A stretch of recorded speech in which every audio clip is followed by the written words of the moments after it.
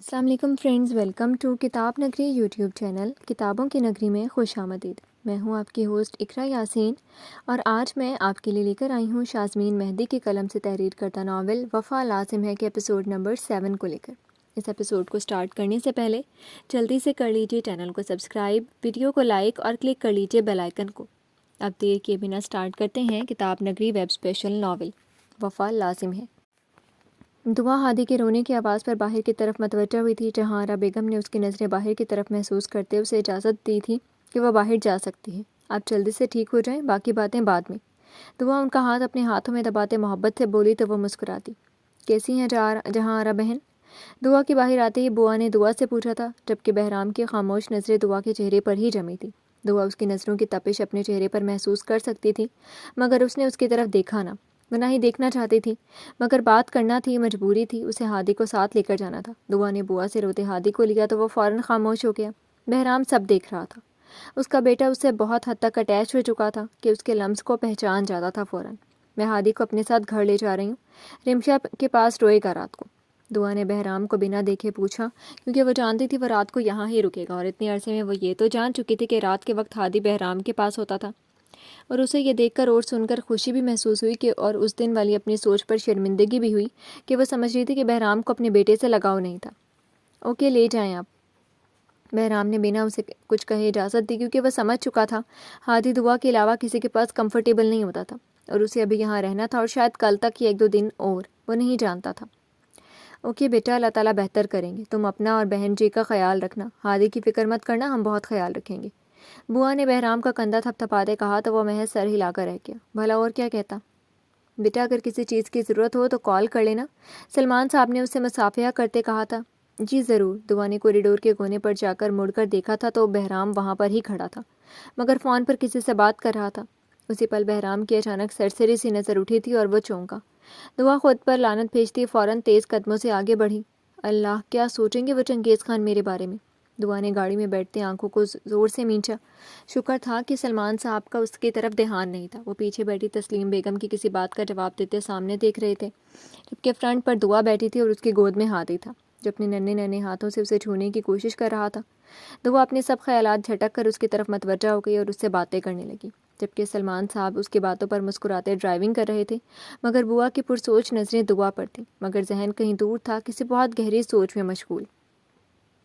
دادی جو کر چکی تھی وہ اب بھی اس پر شرمندہ نہیں تھی، مگر ابھی وہ خاموش تھی۔ یہاں جمیل صاحب ان سے دور تھے، جو وہ کر چکی تھی وہ اسے غلط نہیں سمجھتی تھی۔ وہ تو انفال کی زندگی بنا رہی تھی، آخر کیا غلط کیا تھا انہوں نے؟ کچھ بھی تو نہیں۔ پتہ نہیں سب کو وہ کیوں غلط لگ رہی تھی۔ رضیہ جاؤ انفال کو لے آؤ، جمیل صاحب نے رازیہ بیگم سے کہا، تو وہ سر اس بات میں ہلا کر اوپر چلی گئی۔ انفال میری بچی، انہوں نے جا کر انفال کے سر پر بوسہ دیا۔ نور بہن کو چادر اوڑھ دو۔ امی، انفال نے اس کا ہاتھ تھاما۔ ہاں میری بچی، امی اس نے پریشان نظروں سے انہیں دیکھا۔ وہ اس شخص کو جانتی نہیں تھی۔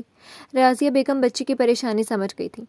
انفال دیکھو میری بچی، جو ہوا وہ قسمت تھا، اب تمہارا شوہر تمہاری قسمت ارتضیٰ ہے، وہ بہت اچھا انسان ہے، جو آج اس نے ہمارے لیے کیا وہ کوئی نہیں کر سکتا۔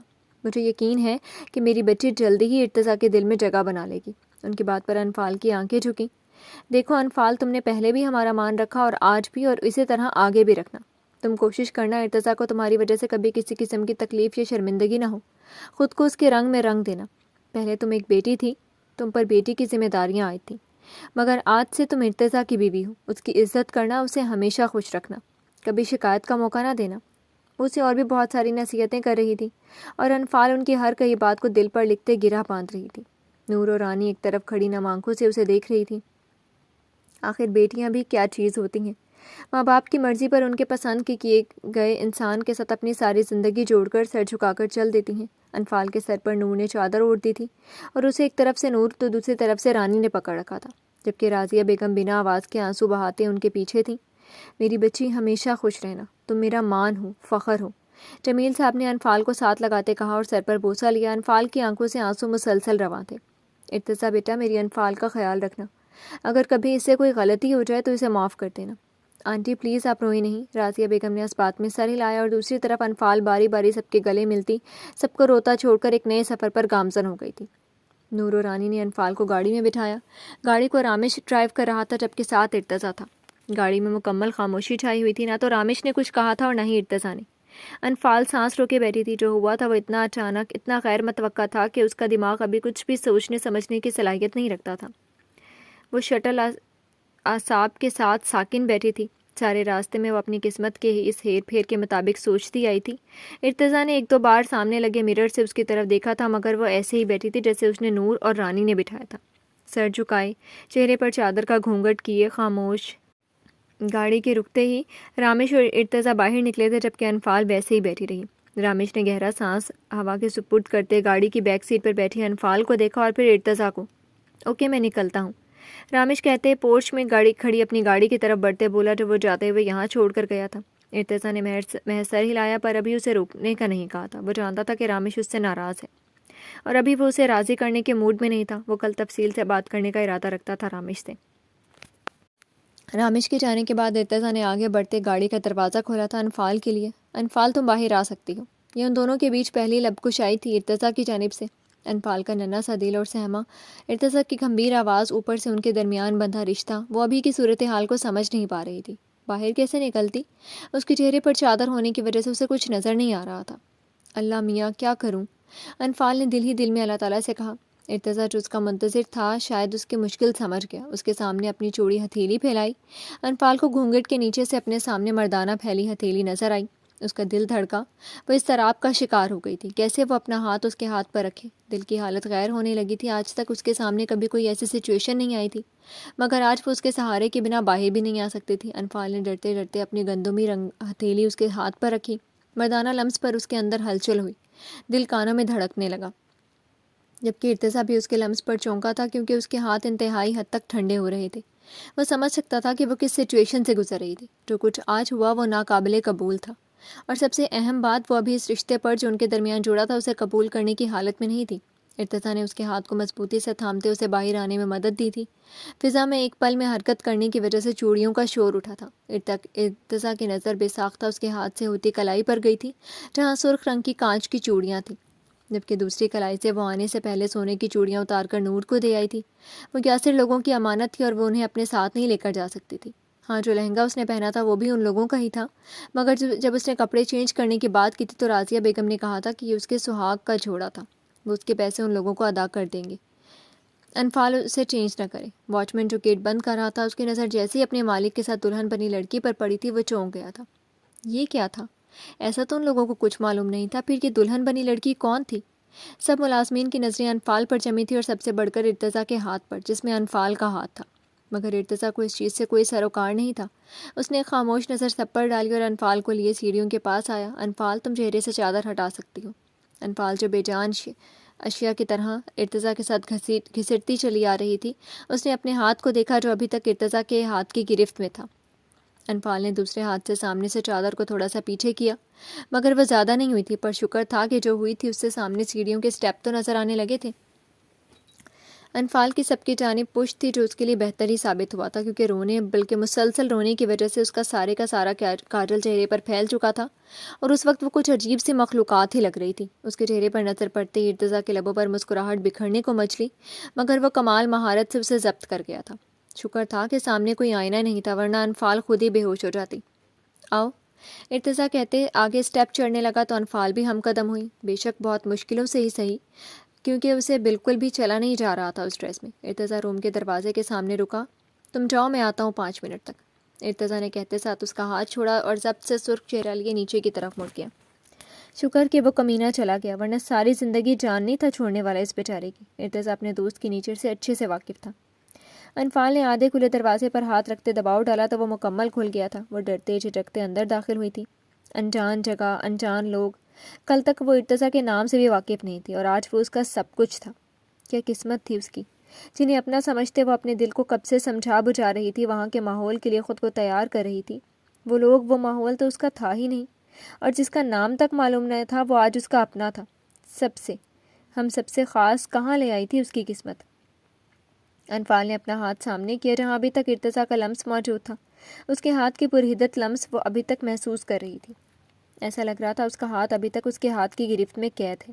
انفال نے گہرا سانس لیتے ایک نظر چاروں طرف میں ڈالی۔ کمرہ نہایت کشادہ اور خوبصورت تھا۔ ایسا روم اس نے اپنی زندگی میں کبھی نہیں دیکھا تھا. اسے سب خواب لگا یا نور کے ناولوں کی کہانی کا کوئی سین. تبھی اس کی نظر سامنے لگے ڈریسنگ ٹیبل کے بڑے سے مرر پہ پڑی تھی جس کی خود کو دیکھتے چینخ نکلتی. اس سے پہلے اس نے زور سے اپنے لبوں پر ہاتھ جمایا تھا. اس کی آنکھیں ہمارے شوق کے باہر ابلنے والی ہو گئیں. اسے محسوس ہوا تھا کہ ارتضیٰ کے چہرے پر جاتے ہوئے مسکراہٹ تھی، مگر اس نے اس کی طرف دیکھا نہیں. پر ابھی وہ شرم سے زمین میں گڑی جا رہی تھی. وہ کیا بھوتنی بنی ہوئی تھی. اللہ، اس نے شرم سے چہرہ موڑا. پتہ نہیں رانی نے اس کے چہرے پر کیا کیا لگوایا تھا جو اس نے اپنی ساری زندگی میں نہیں لگوایا تھا. اس کا کاجل آنکھوں کی جگہ گالوں پر پھیلا ہوا تھا اور نکلی لگی پلکیں ان میں سے ابھی ایک اتر چکی تھی. لبوں پر لگی سرخ لپسٹک بھی کچھ پھیل گئی تھی. انفال نے ارد گرد نگاہ دوڑائی تو اسے سامنے ٹیشو پیپر کا باکس نظر آیا تھا. وہ فوراً اس تک گرتی سنبھلتی پہنچی اور باکس لیتی واپس آئینے تک آئی اور ٹیشو لیتی صاف کرنے لگی. پتہ نہیں کیا کالف تھی، اترنے کا نام ہی نہیں لے رہی تھی. انفال نے کھینچ کر دوسری آئیلیشز بھی اتاری تھیں. منہ دھونے کے لیے باتھ روم کا دروازہ دیکھنے لگی تاکہ منہ دھو سکے. ارتضیٰ نے نیچے آ کر دیکھا تو سبھی سر جھوڑے کھڑے تھے.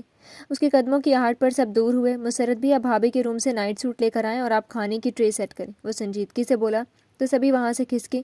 عموماً وہ اتنا سنجیدہ نہیں ہوتا تھا، گھر میں نارمل ہی رہتا. وہ نہ کسی سے زیادہ فری ہوتا اور نہ ہی خواہ روب چاٹتا. وہ زیادہ اپنی ذات میں مگن رہتا تھا.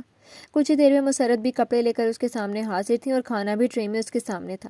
آپ مجھے یہ دے دیں اور مسرت بھی آپ آئیں میرے ساتھ. سب کی ایک بار پھر سے آنکھیں کھلی تھی کہ کون تھی وہ خوش نصیب جس کے لیے وہ خود کھانا لے کر جانے والا تھا اپنے ہاتھوں سے، ورنہ وہ تو اپنے لیے پانی تک نہیں لیتا تھا. مگر پوچھنے کی کسی میں ہمت نہیں تھی. اب صرف خاموش نظروں سے دیکھ ہی سکتے تھے. اب تو یہ کل ہی پتہ چلنا تھا کہ آخر ماجرا کیا تھا.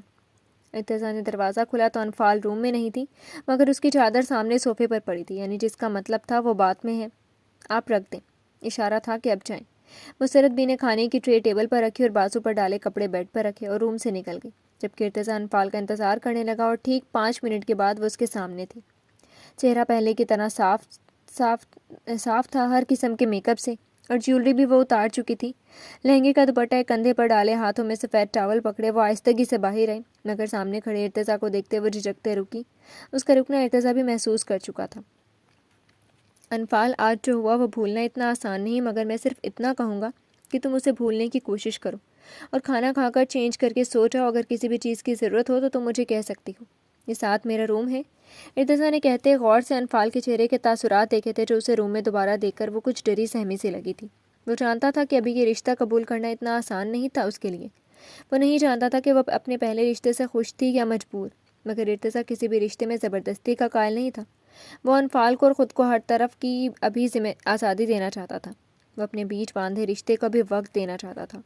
اسے انفال کو پہلی بار دیکھتے ہوئے کوئی جنونی قسم کی محبت نہیں ہوئی تھی، نہ وہ اس کے پیچھے پاگل ہوا تھا. اسے انفال باقی تمام لڑکیوں سے مختلف لگی تھی. سمپل اور معصوم سی. اس کے چہرے پر بناوٹ نہیں تھی، ایک الگ سا نور تھا. اور پھر آج جو کچھ ہوا وہ اسے اچھا نہیں لگا تھا. اور پھر لوگوں کی باتیں، ایک لڑکی کا قصور نہ ہوتے ہوئے بھی اسے کٹہرے میں کھڑا کرنا اسے اچھا نہیں لگا تھا. اسے ان لوگوں کی سوچ پر افسوس ہوا تھا کہ ایسی سوچ رکھتے تھے لوگ. ایک لڑکی جسے ابھی اپنوں کی ضرورت تھی، جس کے ساتھ اتنا بڑا دھوکہ ہوا تھا، وہ ابھی ٹوٹ کر بکھری تھی. اگر یہ سب اسے شادی کے بعد پتہ چلتا تو. مگر یہاں لوگوں کو کہاں پرواہ تھی، انہیں تو باتیں کرنی تھی. یہ لوگ کہاں جذبات احساسات سمجھتے ہیں، یہ تو بس لفظوں کے وار کرتے ہیں. زخم پر مرہم نہیں لگا سکتے پر نمک اچھی طرح سے چھڑکنا جانتے ہیں. ارتضیٰ خود کو روک نہیں پایا تھا اور اس نے جمیل صاحب سے انفال کو مانگ لیا. وہ اس وقت خود بھی نہیں جانتا تھا کہ وہ کیا کر رہا ہے. وہ جو کر رہا ہے وہ اچھا ہے کہ برا، مگر وہ کر چکا تھا اور اب اسے اپنے فیصلے پر ثابت قدم رہنا تھا.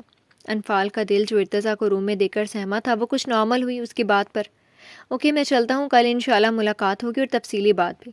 ارتضیٰ مسکرا کر کہتے وہاں سے نکل گیا اور جاتے جاتے دروازے کو بند کر گیا، جبکہ انفال گرنے کے سے انداز میں بیٹھی تھی. کیا تھا سب؟ اس نے سر ہاتھوں میں تھام لیا. بابا میں ہادی کی ضروری اشیاء لے کر آتی ہوں. دعا نے ہادی کو پیار کرتے کہا. اوکے تسلیم بہن، آپ بھی ساتھ جائیں. جی بھائی صاحب. اس دن والے واقعے کے بعد ہادی کا ضرورت کا سامان نیچے بھی سیٹ کر دیا گیا تھا. رمشا، ہادی کو میں اپنے ساتھ گھر لے کر جا رہی ہوں، آپ گھر کا خیال رکھنا. دعا ہادی کے کپڑے، پیمپر، دودھ، فیڈر، باقی چیزیں بیگ میں رکھتی بولی. جی اچھا. اب سارا گھر اللہ تعالیٰ کے بعد آپ کے حوالے ہے، خیال رکھیے گا. سر کو آپ نانوں کو کوئی شرمندگی نہ ہو. دعا اسے جتاتی بولی. رک تو وہ خود جاتی، مگر بابا کبھی اکیلے گھر میں اس کو رکنے کی اجازت نہیں دینے والے تھے. 1 منٹ بوا میں آئی. دعا کو جانے سے پہلے یاد آیا تھا کہ وہ نانوں اور بہرام کا رویہ روم لاک کر دیتی ہے اور اس نے ایسا ہی کیا تھا۔ اتنے دن سے وہ یہاں آ رہی تھی، اتنا تو جانتی تھی کہ سب کمروں کی ایکسٹرا کیز کچن میں ہوتی تھی۔ دعا نے پہلے سب کو وہاں سے لیا اور پھر اوپر آئی، ان کو بہرام کے روم میں رکھا۔ یہاں وہ آنا تو نہیں چاہتی تھی مگر مجبوری تھی، کیا کرتی۔ روم کو اچھے سے چیک کر کے اس نے اسے لاک کیا تھا اور پھر نیچے آ کر نانو کا روم بھی۔ رمشا حیرت انگیز نظروں سے اسے دیکھ رہی تھی مگر دعا کو اس کی پرواہ نہیں تھی، اور پھر اس نے نانو بیگم کا روم لاک کیا اور بوا اسے ہادی کو لیا۔ نورا بھی کوارٹر سے یہاں ہی تھی۔ آپ ایسا کریں یہاں پر ہی رک جائیں، دعا ان کے سامنے آتی بولی تو نور منا مسکرا دی۔ اسے بہت اچھا لگا تھا دعا کے اس طرح گھر کی کیئر کرنا۔ انہوں نے مسکراتے ہوئے اس بات میں سر ہلایا۔ اوکے، یہ کیز میں ہاسپٹل پہنچا دوں گی۔ آئیں بوا، سمجھتی کیا ہے خود کو، ہم چور ہے کیا؟ اور بڑی آئی حق جمانے والی، سر منہ تک نہیں لگاتے۔ رمشا کو تو آگ لگی ہوئی تھی جبکہ نورا نے سر جھٹکا۔ رمشا کی باتوں پر بنا دھیان دیے وہ داخلی گیٹ لاک کر کے واپس آئے اور سامنے والے کمرے کے کھلے دروازے کے اندر چلی گئی، جبکہ رمشا کافی دیر زہر اگلتی رہی مگر پرواہ کسے تھی یہاں۔ آج تو گویا دعا کی دلی خواہش پوری ہو گئی تھی۔ اس کا گولو مولو اس کے پاس تھا۔ دعا خود چینج کرنے جانے سے پہلے ہادی کو چینج کروا کر گئی تھی اور اس کے اطراف میں گون تکیے رکھے تھے تاکہ وہ سائڈ لیتے ہوئے کہیں نیچے ہی نہ گر جائے، کیونکہ وہ آج کل ایسا ہی کرتا تھا، سارا بیڈ گھومتا کروٹ بدلتے بدلتے۔ دعا کی مسکراہٹ میں اضافہ ہو گیا تھا، ہادی کو دیکھتے جو گردن موڑے اسی کی طرف دیکھ رہا تھا۔ ہاتھ کا انگوٹھا منہ میں تھا، مطلب اسے بھوک لگی تھی۔ نانو بیگم نے جو آج اس سے کہا تھا وہ اگر ایسا کرتی ہے تو ہادی اس کو مل جانا تھا، مگر یہ راستہ بہت مشکل تھا، مگر ناممکن نہیں۔ مگر بابا وہ کبھی نہیں مانیں گے۔ دعا نے ہادی کو گود میں لیتے فیڈر اٹھا کر اسے پلانا شروع کیا مگر اس کا دماغ مختلف سوچوں کے بھنور میں الجھ چکا تھا۔ آخر وہ کرے تو کیا کرے؟ وہ ہادی سے چاہتے ہوئے بھی دور نہیں رہ سکتی تھی مگر بہرام سے شادی بھی نہیں کر سکتی تھی۔ کیا کوئی اور حل نہیں نکل سکتا؟ دعا نے ہادی کو دیکھا جو دودھ پیتے پیتے سو چکا تھا۔ دعا نے اسے بیڈ پر لٹا کر منہ صاف کیا اور اس پر کمبل درست کرتے فیڈر سائڈ ٹیبل پر رکھتے خود ونڈو کے سامنے آ کھڑی ہوئی تھی۔ اس کے پاس ایک ہی حل تھا، وہ کل بوا سے بات کرے گی اور وہ بابا سے۔ جی تو فرینڈز، کیسی لگی آپ کو آج کی قسط؟ امید ہے آپ کو پسند آئی ہوگی۔ کمنٹ سیکشن میں ضرور بتائیے گا۔ پھر حاضر ہوں گے نیو ایپیسوڈ کے ساتھ، تب تک کے لیے اجازت دیجیے۔ شکریہ، اللہ حافظ۔